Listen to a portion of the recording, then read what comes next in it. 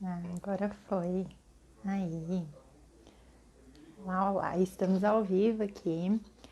Vamos para uma live bem especial sobre um tema. Sabe quando você faz uma postagem e você não imagina o que ela vai virar? Você nem tem ideia da proporção que vai tomar. Então foi mais ou menos assim que aconteceu comigo ontem. Eu postei a frase de um livro que eu tava vendo, né? É esse livro aqui, ó. Pequeno Manual para Grandes Líderes. Nossa, gente, eu dei esse livro pro meu pai no Dia dos Pais. Eu devia ser, nossa, bem pequenininha, assim, tem uns 10, 11 anos. E meu pai não é de ler muitos livros, mas ele adora esses livros com frases. Um tempo atrás aí eu fui na casa dele, vi esse livro quando fica na cabeceira de cama dele faz muito tempo. Falei, pai, empresta aí pra mim, deixa eu levar, né? E eu li ele aqui em casa novamente, e aí o marido tinha pego e tava lendo. E ontem, a hora que eu acordei, eu peguei, dei uma folheada, vi uma frase e postei lá nos stories. E o pessoal começou a me chamar no direct, falando: Nossa, realmente, para mim é muito difícil dar o primeiro passo, eu não sei o que acontece, é muito difícil, eu fico paralisada. E várias mensagens foram chegando. Aí eu falei: Vamos ver, né, se eu consigo ajudar as pessoas. Deixa eu abrir uma caixinha de perguntas. Abri a caixinha de perguntas e pá, mais várias mensagens. Eu falei: Quer saber? É tema de live, vamos levar para live, porque a gente consegue aprofundar, porque pode ser a dificuldade de várias nutris também. Eu vou ler a frase que eu vi, é essa daqui, ó. Começar uma tarefa é geralmente o passo mais difícil de todos. De fato, a jornada de 1000 milhas, então uma jornada longa, né? Começa com o primeiro passo, mas descobri que esse passo é a causa da estagnação da maioria das pessoas. Então, como se não importa quão longa vai ser a jornada, não importa quanto a gente vai ter que se esforçar pela jornada, o que me faz paralisar nem sempre é a jornada, é o primeiro passo. O medo de tentar fazer algo grandioso se as imobiliza.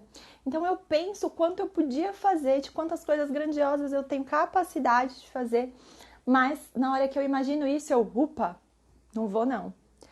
E por isso que começar significa meio caminho andado. Então a gente acha que começar é só o começo, mas aqui seria como meio caminho andado. Toda glória resulta da ousadia de começar. E eu adoro essa visão, né, que eles trazem de que o que a gente precisa e o que é mais difícil é começar.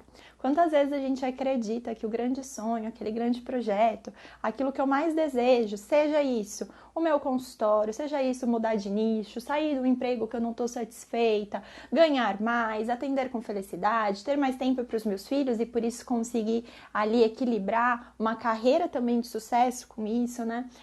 Seja qual for o seu grande projeto de vida, não só de carreira, o mais difícil é o primeiro passo, sim, porque é a hora que a gente fala assim, eu tô decidida a continuar. E faça chuva ou faça sol, seja fácil ou seja difícil, eu vou continuar, né? Eu vou realizar. E a partir disso, eu coloquei lá, né? Qual que tá sendo o seu primeiro passo mais difícil? Qual que é a tua grande dificuldade hoje? E surgiram várias colocações. Eu vou trazer uma a uma aqui pra gente poder falar, eu poder dar alguns pitacos, porque lembra, eu falo muito disso para as minhas alunas. Eu posso apontar alguns caminhos, do mesmo jeito que eu falo para o paciente, né? Eu posso apontar caminho, mas quem percorre o caminho é só você. Eu não percorro por você. Então você decide o que vai fazer, né? Se isso é viável para você ou não, se é o seu momento de fazer ou não, se é como você quer fazer ou não.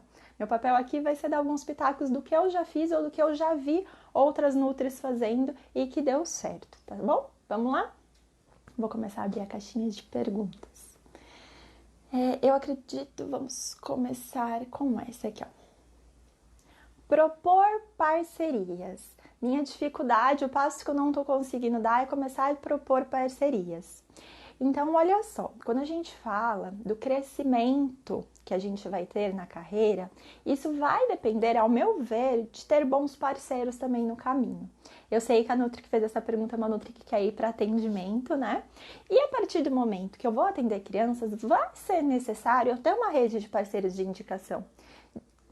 Acontece várias vezes da gente precisar recomendar aquela criança a ir a um fonoaudiólogo, recomendar a ir a um terapeuta ocupacional, recomendar um psicólogo, recomendar um pediatra, às vezes, que tenha uma atualização maior do que aquele pediatra que ela está indo tem, né? Então, gente, o que é necessário para quem está trabalhando dentro do nicho da clínica é ter parceiros não só por trocar indicações, mas porque você vai precisar deles para indicação dos seus pacientes para conseguir uma qualidade maior ali no tratamento, muitas vezes, daquela criança, né? E quando você tem esses parceiros, o que acontece? É muito mais fácil você discutir caso. Porque uma coisa na faculdade, quando a gente vai lá e faz os estágios, e no estágio a gente tem a equipe multidisciplinar no andar, né? Os meus estágios foram nos hospitais, e você discute facilmente no encontro semanal. Outra coisa é que quando cada profissional está no seu consultório, que não é na mesma clínica, e você não conhece, isso dificulta às vezes a tomada de decisão no tratamento. Então, ter esses parceiros, fazer uma rede de apoio e recomendar elas às famílias é muito bacana para o nosso próprio crescimento. E aí, pensando em propor parcerias para começar, não tem um outro jeito que, ao meu ver, você fazer uma busca de quem seriam esses parceiros na sua região. Quem são as pessoas na minha região, né, em cada uma das áreas que eu preciso fazer parceria, que me interessam. A partir do momento que eu faço essa busca, preciso de pediatra. Então, deixa eu listar aqui vários pediatras da minha região. Vai ser importante você entrar em contato para quê? Para que você verifique se esse pediatra, se essa psicóloga, se, enfim, esses parceiros que você está buscando, se eles casam as ideias com você também. Porque parceria é algo bem importante. Se você indica, a ideia é que vocês tenham ideias que batam, né? Porque imagina, se vai para um parceiro que não tem essa ideia que bata. E agora, nessa época de isolamento social e tudo mais, eu tenho visto que essa possibilidade de unir você e um parceiro para fazer, por exemplo, uma live nas redes sociais, tem sido muito bacana para troca de seguidores, para as pessoas que seguem o teu parceiro te seguirem e vice-versa. Como que eu faço, Carol? Mas eu tenho vergonha de falar. Lembra que, do mesmo jeito, a mesma situação onde você se encontra é a situação que seu parceiro, né, futuro parceiro se encontra. Ele é uma pessoa como você, um profissional, e ele vai se beneficiar da parceria também. Então, não tenha vergonha de entrar em contato. E saiba que você pode ouvir vários nãos. Do tipo, nesse momento não tenho interesse em fazer parceria com nutricionista. Ou do tipo, já tenho parceria com a nutricionista. E tá tudo bem, você deixa seus contatos lá, né? E pro futuro, quem sabe? E busca um próximo. É assim que é. Já diria que as nossas mães, o não você já tem mesmo, não é? Então, vai tentar o sim. Vai buscar essa forma de crescer o seu nome, né? E de crescer de uma maneira que seja boa, porque as pessoas que esse parceiro, se for um parceiro, é claro, que trabalha no nicho de nutrição infantil, né? Que esse parceiro tem, são pessoas que se interessam pelo tipo de serviço que você oferece e você ainda dá qualidade para o paciente de vocês terem essa intersecção de serviços, tá bom? Vamos lá para a próxima. Teve uma outra aqui que eu tinha visto que entrava mais ou menos nesse tema, só pra gente finalizar parcerias, que é essa daqui, ó. Formar parcerias, me decepcionei tanto que desisti. O que acontece? Que eu vejo, muitas vezes a parceria é uma coisa assim, sou nutricionista, preciso de uma psicóloga que seja parceira aqui. Você é psicóloga? Que legal, vamos fazer uma parceria? Então tá bom, tá aqui, ó, os meus cartões pra você, os seus cartões pra mim e pronto. Não sei se é o caso dessa pessoa que deixou a mensagem, mas é o caso da maioria das nutris que eu converso. E a parceria, ela vai além disso, né? A parceria, ela se dá entre 3 pontos. Você ganhando, o teu parceiro ganhando e os clientes de vocês ganhando. E aí, isso se dá com as entregas que vocês vão fazendo dentro dos serviços de vocês. Como, por exemplo, se eu tenho uma psicóloga e ela pode falar de emoção agora na quarentena, por que não, se eu atendi uma família online. Eu pedi para essa psicóloga um e-book dela que eu possa enviar para a família como apoio, falando de emoções. E por que não essa psicóloga que atendeu uma criança pedir para mim um e-book de livrinhos de receitas para ela mandar para os pacientes? Ela ganha porque ela está entregando valor, você ganha porque você está se divulgando, a família ganha porque está recebendo um material também, né? As parcerias, elas se dão mais do que o âmbito do indica-indica. E é importante que quando a gente vai fazer uma parceria, a gente faça isso colocando todos os pontos que os dois lados dos parceiros esperam do outro, né? Não é simplesmente, vamos fazer uma parceria, legal. Tá bom, e o que é que você tem para dar nessa parceria? Né? O que é que você deseja receber nessa parceria? A mesma coisa para comigo. O que é que eu posso dar? O que é que eu desejo receber nessa parceria? Coloca essas ideias no papel. Isso é um café, sabe? É o tempo de um café aí conversando. Coloca essas ideias no papel. Isso daqui dá para eu fazer, isso daqui que você está me pedindo eu não consigo agora. E aí vocês montam esse plano e colocam isso em contrato. Eu acho bem importante. E deixa lá o que é possível. Esse parceiro pode ter parceria com outras nutricionistas? Ou não, é só com você? O que é que vocês vão fazer? Uma vez por mês vocês vão ter eventos juntos, né? Define os termos, porque a partir do momento que a gente define os termos, a gente consegue cobrar também, né? E define, inclusive, se essa parceria vier a acabar, como fica? Porque às vezes vocês trocam materiais, e aí? Ele vai poder continuar entregando esses materiais seus? Como é que fica isso? Então, gente, sempre que a gente vai falar de trocas de serviço, de prestação de serviço, a gente delimita o que é que cada um tem que fazer, direitos e obrigações, e coloca isso sobre contrato, tá? Essa é minha visão. E pode ser um contrato simples, você não precisa necessariamente ir a um advogado para fazer isso, a não ser que seja uma parceria de grande porte, né? Mas, no geral, aqui vai ser colocar isso sobre contrato e deixar os termos claros. Quando eu posso sair, não sou satisfeita com o que está acontecendo e eu vou sair, ponto. E o fato de ter dado errado com alguém antes não significa que vai dar errado com todo mundo depois. Existem bons parceiros, sim, por aí, tá? É só uma questão, às vezes, de refinar essa entrada aí, de vocês acertarem os ponteiros. Vamos lá, para uma outra. Essa aqui. Colocar minhas ideias de nutrição em prática por medo. Quem tem medo aí? Quem tem medo, né, gente? Olha só, o medo, ele é uma emoção, né? Uma das emoções básicas que vem no ser humano.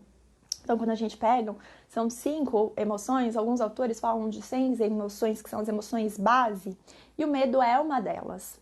Então, não sentir medo, na verdade, seria até inapropriado para um ser humano, porque essa é uma emoção que existe no humano. Agora, existe o medo, que é o medo paralisante, né? E existe o medo, que é o medo de alerta. O medo de alerta, ele me deixa alerta para tudo que está acontecendo, para eu me resguardar, né? Para eu tomar cuidado comigo, com a minha integridade, com a minha saúde. Sim. Agora, aquele medo que paralisa, aquele medo que não deixa eu me mover. Sabe, numa situação, uma vez eu quase fui assaltada e a gente nunca sabe o que a gente vai fazer, né? Antes de passar por uma situação dessa. E aí eu lembro que eu tava no carro, assim, eu dei super mole, estacionando o carro na rua, não tava conseguindo estacionar direito, vai e vem, sai do carro, sabe, bem comecinho de direção, olha que tá longe da sarjeta, volta, né, sarjeta pra quem não conhece calçada, vai e volta, e aí nisso eu vi 2 meninos subindo, e eu vi que eles passaram, nessa hora eu tava dentro do carro, e eu vi pelo retrovisor que eles passaram, eles falaram e eles viraram de volta, e na hora eu tive a sensação que eu ia ser assaltada. Com isso eu saí do carro, na hora, e na hora que eu saí do carro eu dei de frente com eles, e a minha impressão, eu poderia até estar equivocada, a minha impressão foi que um dos meninos começou a levantar a camisa e que tinha uma arma. Gente, eu não pensei, eu só corri. Eu sempre fui orientada e eu sempre vi em jornal que, tipo, não reagem a assalto, né? E pra mim, sabe, tanto faz, eu poderia entregar o carro tem seguro. Eu só corri. E eu corri que quando eu dei por mim que eu estava correndo, de verdade, sabe, instinto animal, eu dei por mim que eu estava correndo, eu pensei assim, porque aí foi a hora que a adrenalina já estava não baixando, né, mas ela me deu espaço para racionalizar. E aí eu pensei, gente, se ele tiver uma arma e atirar pelas minhas costas, qual a diferença de eu estar correndo ou estar lá, né? E aí eu parei essa hora, me virei e eles estavam, tipo, parados do lado do meu carro assim, se olhando, sem entender nada. Do tipo, que menina doida, né? Até gritaram, a gente não tá mexendo com você, isso e aquilo, coisa do tipo. E foram se afastando. E depois, daquela situação, eu sempre lembro dessa parte do medo como algo que protege, né? Protege ele, entre aspas. Então, o que o meu corpo fez? Por medo de um assalto, ele me fez correr. E não foi racional. Não foi inteligente, aliás, né? Portanto, o que eu falo é, quando você consegue trazer para o racional esse medo, que você para, igual eu estava lá na corrida, parei, né? Enquanto corria, pensei, não faz sentido correr. Uma bala nas costas, um tiro nas costas, pode me matar do mesmo jeito que um tiro pela frente, né? Então, já que não faz sentido, deixa eu parar até para entender essa situação. E me virei. Quando você tá com medo de colocar suas ideias em prática, e esse medo ele tá aí dentro, ele te faz tremer, quanta gente sua só de pensar em pôr as coisas em prática, né? O coração dispara. Se esse medo tá aí, tá presente, quando você traz esse medo pro racional, ele faz sentido? Faz sentido esse medo? Faz sentido essa angústia, né? Faz sentido as ações, principalmente, que você tá tomando a partir desse medo? Porque uma coisa é você sentir isso, e outra coisa é o que você decide fazer com isso, né? Então faz sentido esse medo te paralisar e te impedir de viver a vida que você quer viver, de colocar em prática os sonhos da nutrição que você quer colocar? Faz sentido esse medo te impedir de ajudar mais crianças? Então aí quando eu racionalizo, opa, não faz tanto sentido assim. O que de pior pode acontecer se você começa a colocar esses sonhos em prática? Então, é claro que se isso é paralisante o suficiente para a gente não conseguir ir para ação, muitas vezes eu vou precisar buscar ajuda, né? De um psicólogo, se for o caso, tudo depende da situação. Às vezes é um psicólogo, às vezes é um coach que eu vou procurar para me ajudar a ir para ação. Então, depende de como isso está em você, se é algo para trás que você tem que tratar ou se é algo para frente. Mas o ponto, gente, se não faz sentido, opa, eu sou um ser racional, né? Diferentemente dos outros animais que agem por instinto, e às vezes a gente age também, quando eu corri foi só um instinto. Se não faz sentido, opa, pera lá. Então vou parar aqui nessa situação e vou ver o que faz sentido. E faz muito mais sentido, no geral, a gente colocar os nossos sonhos em ação. Faz muito mais sentido a gente viver nossa missão, sabe? Faz muito mais sentido eu acordar e vir aqui me expor e falar tudo isso para vocês, porque eu sei que se você daí escuta e se mobiliza e ajuda a criança, eu tô vivendo a minha missão, independentemente da minha vergonha, independentemente de saber que tem algumas pessoas que talvez não concordem com o que eu digo, né? De que com o tempo, às vezes, a gente tem alguns haters que podem aparecer também. Eu tava vendo uma live uma vez de uma amigona da área materno infantil e ela super ajudando no conteúdo da live, né? As pessoas, e entrou alguém lá e começou a falar, assim, nos comentários, falar um tanto de coisa que não fazia sentido, que ela era ruim, que ela não sabia o que estava falando, que ela não sabia falar e coisas do tipo. E, gente, isso pode existir? Pode. Mas aí, novamente, como ser racional, isso tem a ver comigo? Não, não tem a ver comigo, tem a ver com o outro. O outro não tá no dia bom, né? O que ele fala, o que as pessoas falam tem mais a ver com elas do que comigo. Por isso, racionaliza. Faz sentido? Se não faz sentido, dá outro destino aí pra esse sonho, tá bom? Vai viver dele. Ok, vamos lá. Essa aqui é boa. Largar o emprego que me desanima cada dia mais. Porém, é minha fonte de renda atual. Isso quer dizer, eu tenho um emprego que supre a minha necessidade básica e a gente precisa viver, né, gente? Não vamos ser hipócritas de falar que dá para viver só de sonho, porque não dá. Todo mundo precisa financiar as suas contas, pagar água, pagar luz, pagar telefone. Vocês só estão me vendo aqui agora porque vocês pagaram a internet, a luz de vocês e o celular, na verdade. E então a gente não pode ser hipócrita quanto a isso. Mas ao mesmo tempo também, eu não acho que é justo com a gente viver num trabalho que me desanima. Gente, 8 horas por dia no mínimo num trabalho com carteira assinada, né? Se esse é o caso. E se não for um trabalho com carteira assinada, mais horas ainda por dia, muitas vezes.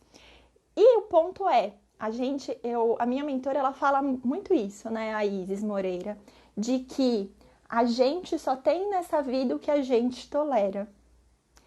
E a primeira vez que eu ouvi aquilo, sabe quando a frase fica repetindo? E eu comecei a pensar várias coisas que eu tolerava na minha vida. Então, tolerar estar no emprego que me desanima, será que é isso que eu quero? Né? Será que eu vou tolerar por mais 1, por mais 2, 3, 5, 10, 20 anos? Ah, Carol, mas muito fácil, né? Como é que eu faço com a questão da renda? Isso é planejamento. Eu não tô mandando você chegar também na sala do seu chefe e falar assim, já chega, vai embora daqui, não quero viver mais nesse emprego. Porque não é isso. Novamente, nós somos seres racionais. E essa é a hora de pôr numa balança. O que eu quero em curto, médio e longo prazo, né? Eu vi que algumas alunas aqui do programa Brincar de Comer passaram e eu falo disso no curso. Quais os seus desejos para curto, médio e longo prazo?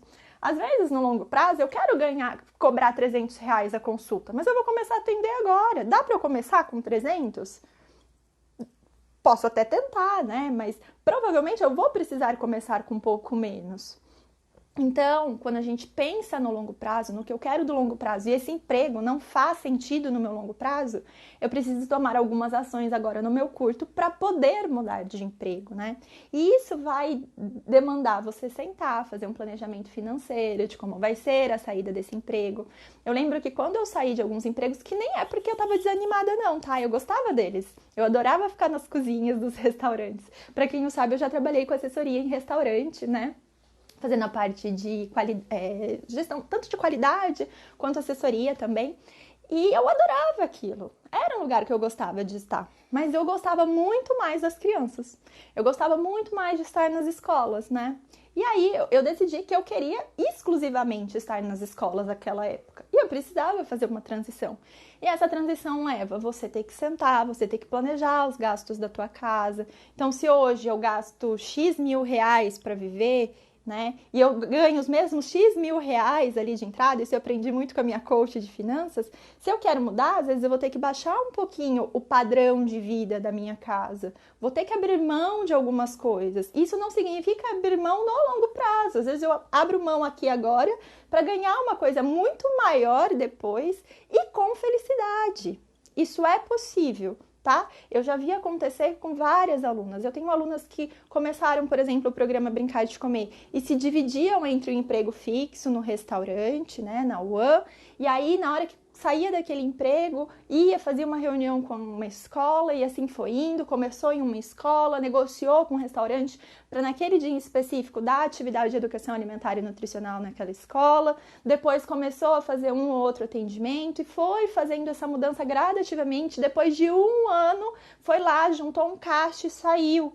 Já conversei com uma aluna que está fazendo a mesma coisa, projetando a saída do hospital. Não quer estar no hospital, não é isso que quer pro longo prazo, ficar fazendo os plantões e tudo mais. Então tá lá fazendo o caixa dela, a gente sentou, né? Ela fez uma mentoria comigo, a gente sentou, fez esse planejamento do que é que ela precisava, do que é que ela poderia guardar agora. Como é que ela pode aumentar a renda agora? Porque às vezes você vai precisar, se você não é simplesmente se desligar desse emprego e começar no outro, né? Porque esse outro não existe, você vai ter que construir esse outro. Então, já construir enquanto está empregada pode ser um caminho também. E tudo depende do momento de vida. Às vezes, se eu sustento a minha casa, tenho filhos, tenho o marido e tudo mais, eu vou precisar de um pouquinho mais de tempo para fazer essa mudança. Ah, não, moro ainda na casa dos meus pais, né? Não tenho obrigação nenhuma em sustentar nenhuma família, nem mesmo a mim. Se eu não tiver nenhuma entrada financeira, os meus pais ainda me ajudam. Então, ok. Então, você pode ser um pouco mais ousada no tempo e nessa transição de carreira. Agora, cada uma precisa sentar e fazer o seu planejamento. É possível? É. Eu já fiz, já vi várias alunas fazendo, contei aí dos casos da UAM, do hospital, alunas também que se afastaram do emprego por conta de licença maternidade e não se viram voltando para o emprego anterior e ficando longe dos seus bebês, sabe? Queriam uma coisa que desse mais, como eu vou falar, mais tempo com seus filhos, que ela pudesse gerir melhor, então colocar atendimentos, colocar oficinas, onde ela pudesse ir naquela uma horinha, fica com a avó, fica com o pai, né? E depois já tá com a criança de novo, conseguir fazer essa organização. Então isso é possível. Agora, a gente tem que entender que muitas vezes, dependendo do cargo que a gente tá, a gente sai de um cargo e de um padrão de vida assim, desce um pouquinho para depois subir mais. Por que eu falo de subir mais? Porque a maior parte das vezes, quando a gente faz uma coisa que a gente gosta muito, que a gente ama, que a gente se entrega para aquilo, a gente vai fazer com mais qualidade. E se a gente faz com mais qualidade, o boca a boca tá aí, né, gente? E aí começam as indicações, e quando você vê, seus horários estão todos ocupados, tá? E isso é um trabalho de tempo, sim, mas que é possível de ser feito, tá bom? Vamos lá para outra. Vocês estão gostando, gente? Tá fazendo sentido? Manda coraçãozinho aí para eu saber se tá fazendo sentido para vocês. Ver esses medos e esses primeiros passos que deixam a gente às vezes travada. Essa daqui, eu queria entregar o nome da cidadã, porque ela é uma amigona minha. E nós já tivemos vários bate-papos sobre isso, sobre essa questão do dinheiro, valorizar mais o nosso trabalho, cobrar o justo. E eu vou falando de outra colega aqui, vou contar o caos, mas não vou contar o dono. Uma colega minha entrou em contato perguntando sobre a minha hora de mentoria, né? Carol, você tá mentoria? Como é que tá isso? Me conta um pouquinho mais. Porque uma colega veio me pedir uma mentoria para uma situação específica e eu fiquei meio que sem saber o que fazer. E aqui eu tô falando do caso da mentoria só para vocês entenderem o ponto. Aí eu fui lá e contei pra ela quanto era a minha hora e ela falou: Carol do céu, eu tô até envergonhada agora que você tá me falando. Carol, eu tenho pós-doc, olha só, uma pós-doutorada, tá? E eu não cobrei nem 1/5 do que você cobra. E agora eu tô me sentindo mal por eu ter desvalorizado o meu serviço. Aí eu falei pra ela, acontece, né? Muitas vezes a gente sem querer desvaloriza o nosso próprio serviço. E isso acontece muito na nossa prática, que eu citei o caso da mentoria só para vocês entenderem que às vezes a gente tem um conhecimento, a gente investiu muito tempo, às vezes muito dinheiro também para conseguir aquele conhecimento. E aí o que a gente faz? A gente desvaloriza o valor da nossa hora e cobra um valor muito simbólico. E pode fazer sentido cobrar valores simbólicos, às vezes, para uma população que precisa, né? A gente pode tirar um dia da nossa semana para isso, enfim, fazer dentro da ética e tudo mais. Mas outra coisa é eu fazer isso para todo mundo. Então, gente, eu vejo alunas que cobram menos do que a hora do sindicato no atendimento, às vezes, que elas chegam na hora que a gente vai discutir, eu falo, não, mas o mínimo que você precisa cobrar é a hora do sindicato, né? Esse seria o mínimo para a gente nivelar a profissão aqui, no caso do atendimento. Alunas que às vezes têm medo de falar o preço, sabe? Chega a hora de uma negociação com a escola, treme na hora de ter que falar o preço. E aí isso faz falar um preço muito menor do que ela tinha planejado. Ela planejou falar lá os 1.500, que eu fiz a indicação por conta da discussão que a gente teve previamente. Aí ela chega na hora e fala 600. E a pessoa fecha, nem discute. E por que isso? Isso é medo. É medo de cobrar o valor justo. E medo de cobrar o valor justo, gente, são crenças internas dentro da gente. E eu falo isso com muita segurança, porque eu passei por um processo de uma mentoria financeira. Aliás, a Dani já fez uma live aqui comigo, né, falando sobre essas crenças relacionadas ao dinheiro, a Dani Koenig. Quem quiser seguir depois é Canal Mais Riqueza. E ela falava muito sobre o que a gente acredita sobre o dinheiro, a gente tende a reproduzir na vida. Então, se a gente acredita que o dinheiro não é importante, que o dinheiro é a raiz de todo mal, ela fala muito disso, né? Que rico não vai pro céu. Sabe umas frases que a gente escuta na infância? Que vendedor é chato. A gente tá tão enraizado isso ali dentro que eu não consigo correlacionar o valor que o meu serviço tem em preço. Nem é valor, aqui no caso é preço mesmo. E isso precisa ser trabalhado, né, diariamente. Tem até um exercício numa das aulas do programa Brincar de Comer que eu falo assim, agora fala aí, ó, eu amo dinheiro, fala, eu amo dinheiro. E amar o dinheiro, gente, não é amar a nota, sabe? É amar o que aquilo pode te proporcionar. Porque o dinheiro, ele não é um fim, sabe? Não me importa quanto eu vou ganhar, mas o que eu posso fazer a partir dele. E a gente pode fazer muitas coisas a partir dele e destinar ele para o bem, né? E eu mereço receber pelo valor que eu entrego também. Eu demorei para aprender isso. Eu lembro que uma das primeiras escolas que eu entrei, eu cobrei, assim, um valor irrisório, sabe? E tudo bem, a escola era pequenininha, e essa escola foi crescendo, foi crescendo, foi crescendo. Ela saiu de uns 50 alunos para uns 200. E eu não aumentava o meu preço nessa escola, não aumentava, não aumentava. Tava aqui, ó, de serviço. Não dava mais conta de um dia de aula com as crianças e não aumentava, porque eu tinha medo de falar disso com uma escola. Faz sentido? Não faz, eu entregava um valor muito maior. Aliás, a escola cresceu também correlacionada a esse valor que eu entregava, né?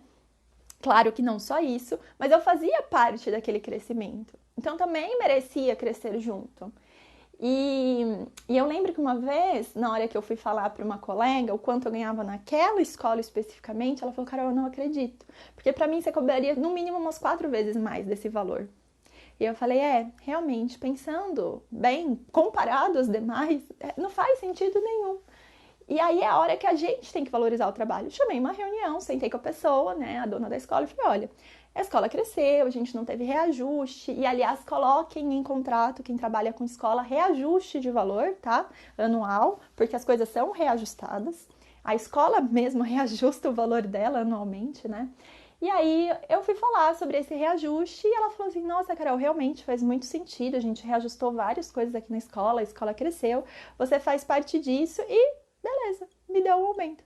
Aí eu falei, a gente não vai, tipo, pensei comigo, a gente não vai nem discutir, não vai ter nem negociação, sabe assim? Por quê? O ponto era, eu, Carolina, não estava valorizando aquele serviço, né?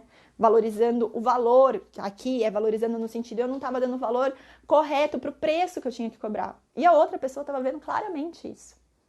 Então, gente, cobrar um preço justo começa com trabalho de crenças internas.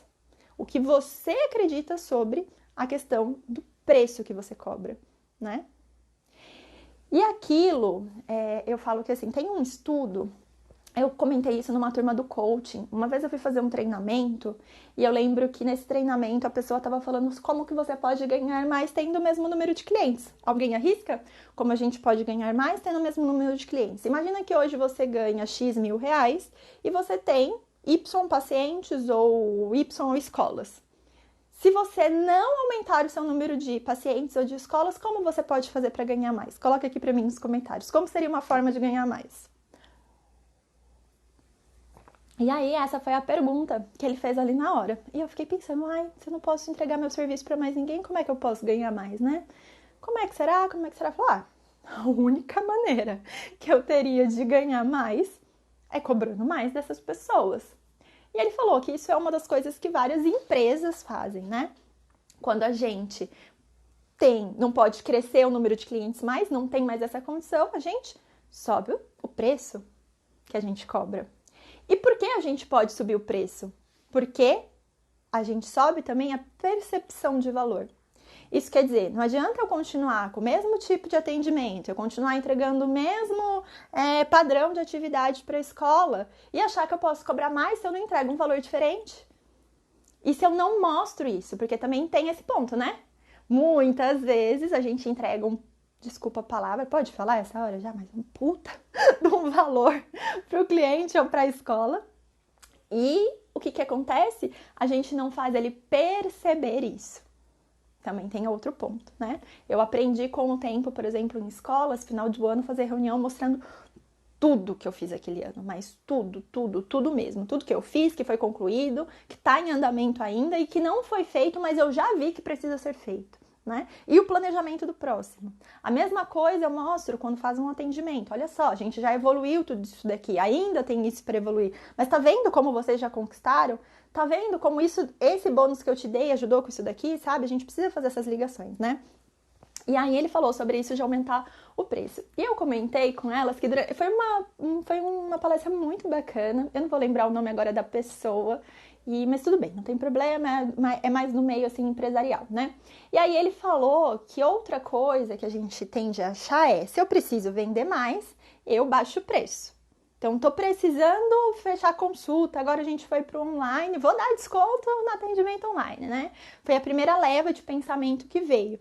E aí, uma coisa é, para quem pensou, vou ajudar com a situação do momento, da quarentena, porque as pessoas vão ganhar menos, isso é um ponto, mas o que eu mais vi foi, nossa, já que é no online, vamos dar desconto, porque eu preciso fazer as pessoas virem, né? Esse foi o cenário que eu mais encontrei nas conversas que eu tive.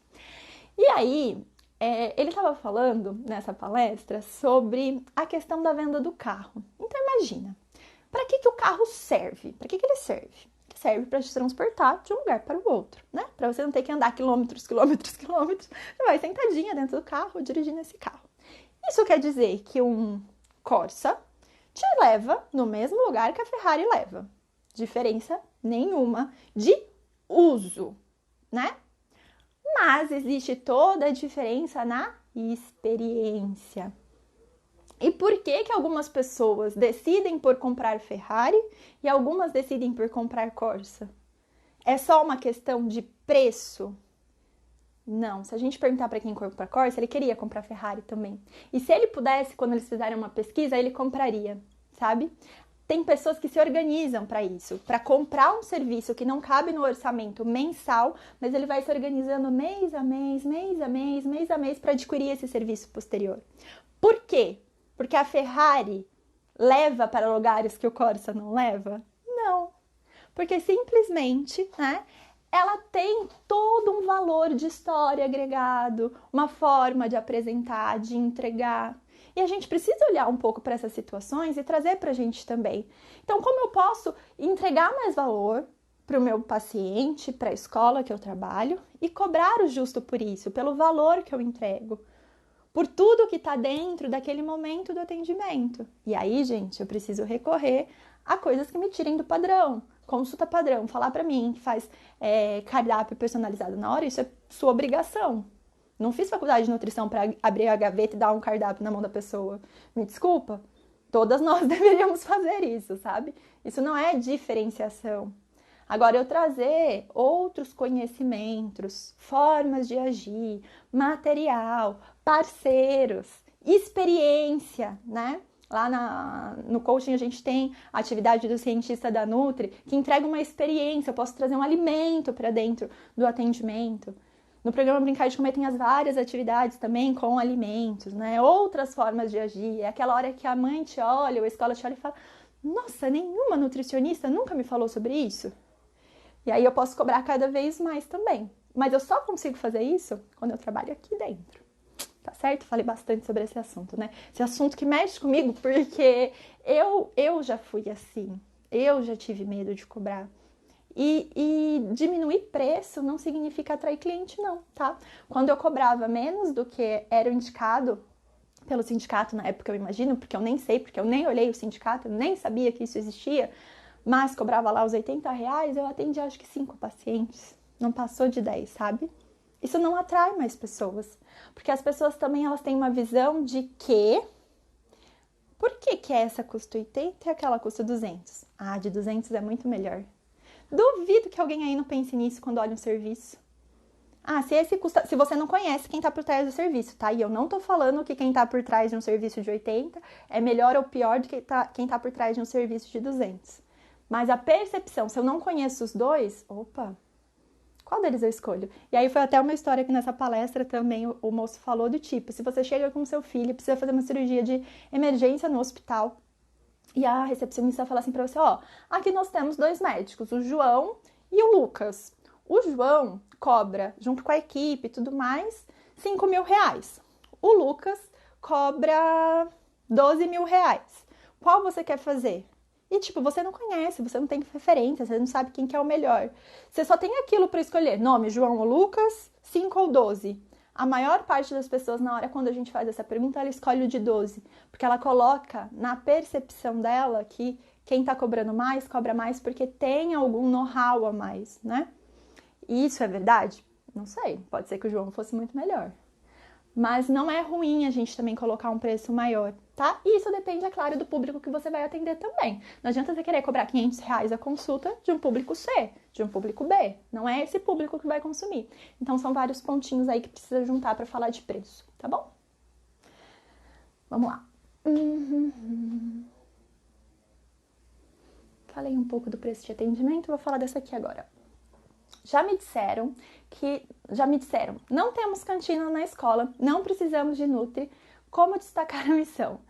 Olha só, eu diria, vem fazer o programa Brincar de Comer, porque você vai aprender a fundo, porque lá eu ensino como a gente não se apresentar como nutricionista, né? E é às vezes um susto quando o aluno fala, teve a Amanda, se você é seguidora raiz aí, me acompanha faz bastante tempo, em janeiro, eu postei uma foto de uma aluna, um stories assim, de uma aluna, e ela falou que eu ainda não consegui entrar na escola, mas logo eu vou conseguir, vou ser uma dessas dos depoimentos que aparece. E eu chamei ela, porque eu fiquei preocupada, falei, nossa, você não conseguiu entrar ainda, o que tá acontecendo? Mas ela tinha acabado de começar o curso, Malemar tinha visto as aulas, né? Ela tinha se inscrito ainda há pouco. E aí eu fui, conversei com ela, e a gente fez uma organização ali na forma de apresentação dela, né? E a forma de apresentação que toda Nutri faz é: olá, sou nutricionista, queria apresentar um projeto, né? Tipo, na hora que você fala que você é nutricionista, muitas vezes acabou. Essa é a minha percepção. Quando eu falava, aqui é Carol, nutricionista, queria falar com o dono da escola para apresentar um projeto. Não quero, não tenho interesse. Não, a gente não tem cantina na escola. Não, a gente não serve refeição na escola. Não, a gente não... já tem outra nutricionista, né? Não, e não levam pra frente. Por quê? Lembra que comunicação é sobre duas pessoas? Isso serve, gente, para você pensar também no contexto da clínica. Comunicação é sobre duas pessoas, não é só sobre o que você quer falar, mas é sobre o que o outro entende também. E a partir do momento que o outro escuta, é uma nutricionista e ela tá querendo oferecer um serviço, ele já criou na cabeça dele o que ele acha que a nutricionista oferece de serviço. E se ele acha que a nutricionista é uma impressora de cardápios, e já que não tem cantina, não tem essa necessidade, o que ele fala? A gente não tem cantina, não tem necessidade de nutricionista aqui. Então, o que eu faço, na verdade, quando eu entro em contato assim, é falar sobre o que eu poderia entregar de benefícios. Eu coloco o meu posicionamento. E aí é um posicionamento inteligente no sentido de dizer o que eu entrego, o que eu agrego, né? E o que eu levo de valor. E isso eu ensino, enfim, é uma aula inteira só para falar sobre isso dentro do programa Brincar de Comer. Mas não chegue simplesmente se dizendo, sou nutricionista, quero agendar uma reunião. Mas não, eu sou Carol, eu tenho os benefícios XYZ para oferecer para a sua escola, isso é interessante? Vamos agendar uma reunião? E aí depois você vai explicar que é um serviço de nutrição. Mas aí você vai ter tempo para isso, tá? Agora eu faria um segundo contato, tentaria a apresentação dessa maneira. E tá tudo bem quando a escola fala não a primeira vez. Várias vezes eu ligo e daí se eles me perguntam, tá, mas entendendo melhor, o que você... eu sou nutri, então, mas a gente não oferece refeição na escola. Eu falo assim, não, mas que isso? Mas eu nem trabalho com essa parte, né? Eu nem faço essa parte de cardápios para a escola, não é isso. O meu serviço aqui é uma coisa bem diferente, é correlacionado com as crianças. Vamos marcar um horário para eu te apresentar? Porque eu sei que a maior parte das nutris o que faz é isso mesmo, assessoria cozinha, né? O cardápio, mas não é isso com que eu trabalho. Aí a pessoa, o que acontece? Ela foi até tirada daquele nível de sinapse de nutri, fazendo cardápio na cozinha. Aí ela fala, opa, você não faz isso? Então o que você faz? Quero ver. Vamos conversar, tá? E para tal, eu preciso ligar e ter uma estratégia por trás dessa comunicação para conseguir atingir sempre o dono da escola ou o responsável, dependendo do tamanho da escola, porque é ele quem atende, geralmente a secretária, uma professora, mas não são elas que decidem a maior parte das vezes, né? Então eu preciso conseguir falar com esse outro nível aqui. Essa daqui tem relação, mas agora é pro outro lado. Também acho que não estou sabendo oferecer meu serviço, pois ainda não consegui clientes. Olha só, se a gente está seguindo uma linha de apresentação e essa linha foi validada por outros profissionais, né? Outras pessoas fizeram isso. Então, por exemplo, é o que aprendeu com a Carol no programa Brincar de Comer, ou aprendeu com a Ciclana no curso tal, e vários outros nutricionistas já tiveram resultados com isso. Se é assim, o que a gente precisa fazer é sempre recorrer à pessoa que está ensinando para entender se a gente realmente compreendeu como oferecer esse serviço, porque às vezes a gente acha que entendeu, mas a gente não entendeu. Isso pode acontecer, né? Lembra que comunicação é sobre dois? Não necessariamente o que eu falo é o que você escuta. Portanto, se você escutou de uma maneira e está aplicando e não está dando certo, valide se realmente você está fazendo o que foi recomendado. E para isso a gente vai precisar de uma segunda opinião sempre, tá? Agora, não, realmente comecei a aplicar faz 1 semana que eu tô aplicando, 2 semanas que eu tô aplicando. Calma lá, a gente também precisa de tempo. A gente não come o bolo de milho no dia que a gente planta o milho, né? Eu planto o milho, vou lá, preciso arar a terra, comprar sementes, plantar o milho, regar, faz chuva, faz sol, o milho cresce, e aí depois, né, eu preciso ir colher, aí preciso pegar o milho, debrulhar o milho, fazer o bolo de milho, esperar assar para ir poder comer. Então, também tem isso. Às vezes a gente quer dar velocidade diferente para o tempo. E isso não existe. Tá, então 2 coisas. Validar se você está realmente fazendo o que foi indicado fazer. E outra, será que é uma questão de tempo, né? E muitas vezes a gente acha que está fazendo e não tá.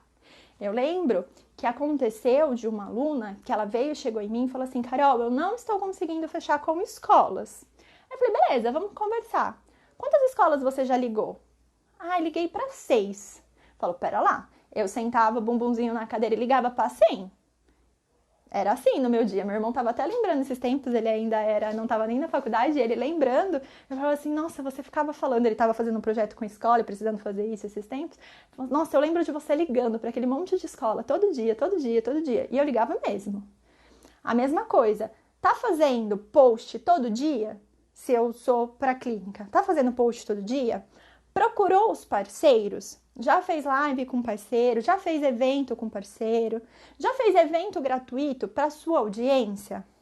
Já fez um canal do Telegram e chamou essas mães para lá e tá entregando muito conteúdo para elas? Já fez, às vezes, um grupo de desafio gratuito e aí no final desse grupo de desafio gratuito ofereceu os seus serviços?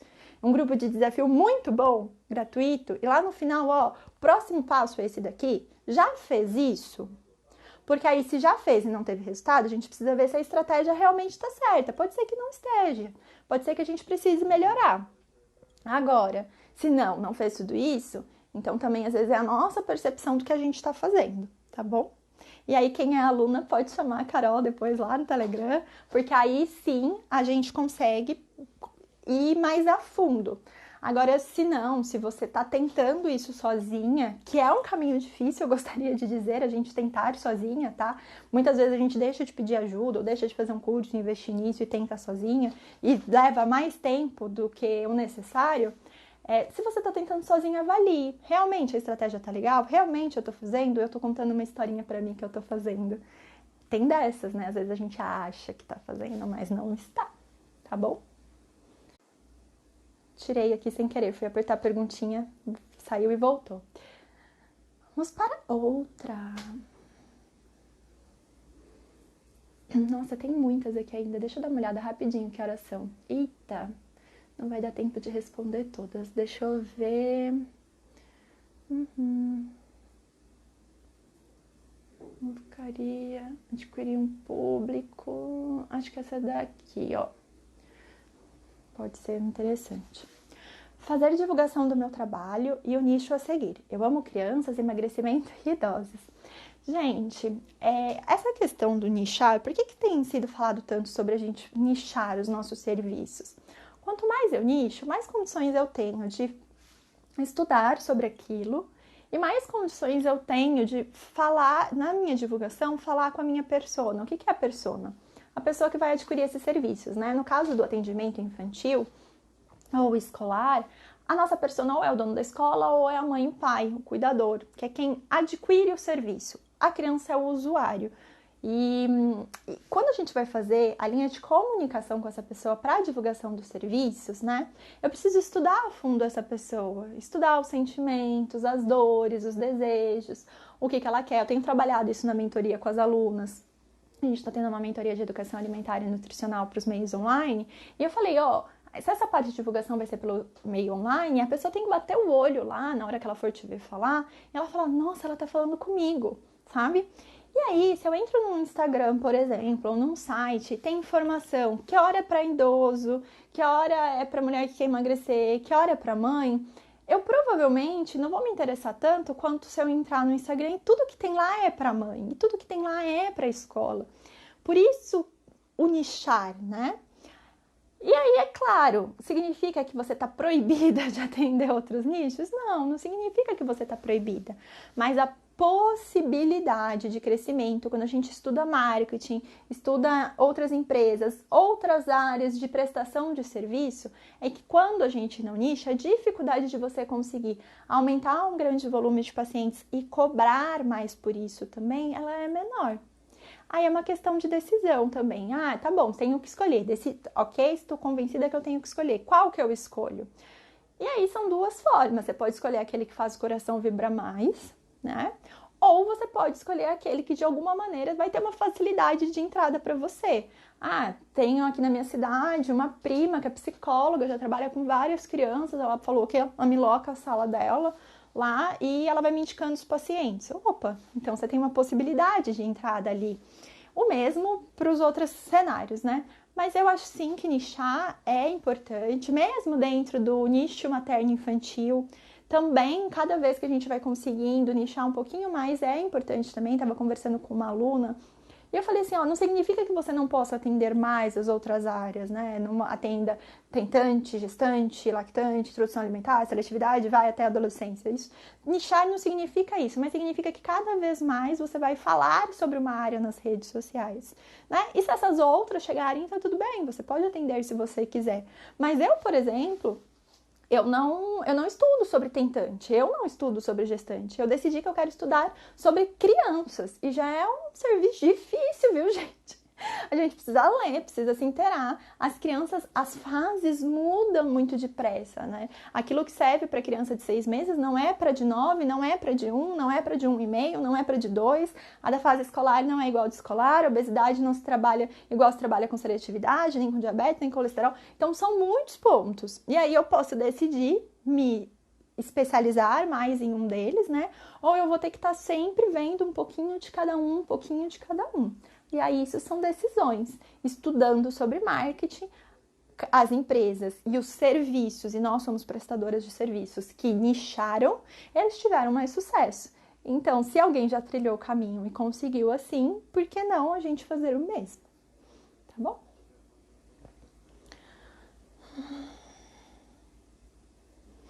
Esse aqui. Ter emprego fixo e fazer atendimentos após o expediente para não prender a renda. O que acha? Acho que para quem tem disposição é maravilhoso, né? E no longo prazo pode não ser tão bom assim, porque a gente precisa viver, precisa dormir, precisa comer, cuidar da casa, coisas do tipo. Quando vem filhos, então a gente precisa se dedicar a eles, né? Mas para quem tá começando, ou para quem tem gás para isso, eu acho que é uma ótima. Você tem o seu emprego ali que garante as tuas contas diárias e à noite você faz uma atividade, enfim, não sei quando é esse expediente, se é final da tarde, se é noite, você faz outras atividades correlacionadas ao serviço que você gosta também. Dá pra fazer? Dá. Teve uma época que eu acordava, de verdade, 5h30 da manhã, eu ia dormir 2 e pouco, 3 horas da manhã, eu dava atividade de educação alimentar e nutricional na escola, nada de nicho, ó, gente, atividade de educação alimentar e nutricional na escola, fazia assessoria para restaurante e fazia, como chama? Representação médica de produtos em projetos, assim, né? E também fazia o atendimento que eu não fazia porque eu não era procurada naquela época, que, imagina, não tinha força nenhuma de divulgação, já que não fazia com intensidade nenhum desses, né? Depois de entender um pouco do marketing, que aí eu mudei esse forfé de muitos pontinhos que eram trabalhados. Mas o ponto era, pra mim era muito bom, eu fiz caixa aquele ano, mas eu me matei de trabalhar. Chegou nas férias, sabe? Queria ficar assim. E a gente aguenta por algum tempo dá certo sim. E aí, novamente, eu acho que Com o tempo, é mais inteligente a gente reduzir essa carga de trabalho e começar a cobrar mais. E eu começo a conseguir fazer isso conforme eu me posiciono, conforme eu tenho mais valor para entregar também, né? Então, falar de posicionamento, de valor agregado, são coisas importantes, tanto que eu reservei aulas sobre isso no programa Brincar de Comer, pensando nessa estratégia de realmente a gente poder cobrar mais do que é o esperado no mercado, porque a gente precisa viver.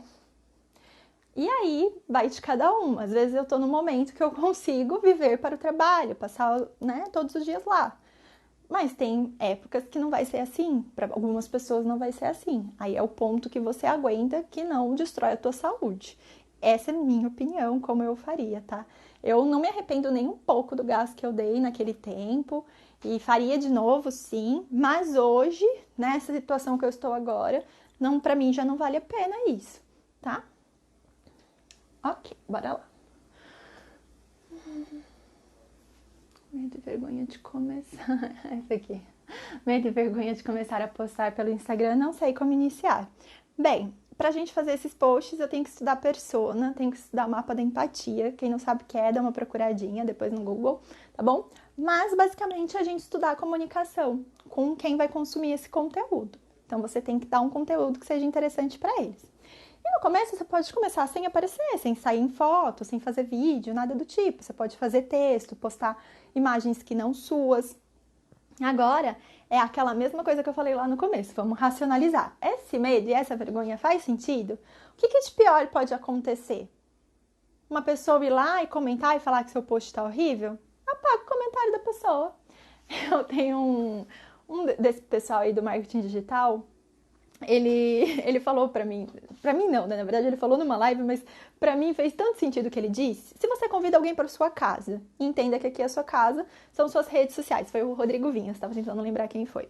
E aí você chamou essa pessoa pra tua casa, supondo que a tua casa aqui no caso é sua rede social. E a pessoa foi lá e fez cocô no meio da sua sala. Você vai deixar o cocô lá? Se ela foi lá, te xingou, falou mal, qualquer coisa do tipo? Não vai. Então vai e apaga. Ponto. O que de pior pode acontecer, sabe? Você ter que apagar um comentário. E que de verdade, se a gente não entra em embates, se não é esse o nosso fim, eu vejo que dentro da área de nutrição materno-infantil, a gente não entra em tantos embates assim, né? É muito mais fácil você entrar em embates em outras áreas. Não tem por que sustentar esse medo e essa vergonha. E aí o ponto é racionalizar. O que de pior pode acontecer? Para mim, quando eu faço uma análise, o que de pior pode acontecer é alguém ir lá e ficar falando que é um absurdo o que eu tô dizendo, que onde já se viu, enfim, é um absurdo que eu tô dizendo, eu ainda toleraria, porque eu ia falar assim, sua opinião, ok. Mas assim, a pessoa me ofender, por exemplo, xingar, vou deixar? Não vou. Paga, acabou, sabe? E isso acontece muito pouco. Olha que eu tenho várias alunas, são quase 400 já. E eu não me lembro de ter escutado uma situação assim com nenhuma delas. E se joga. É assim que você vai poder ajudar as crianças, tá? Por quê? Divulgação é importante, tá bom?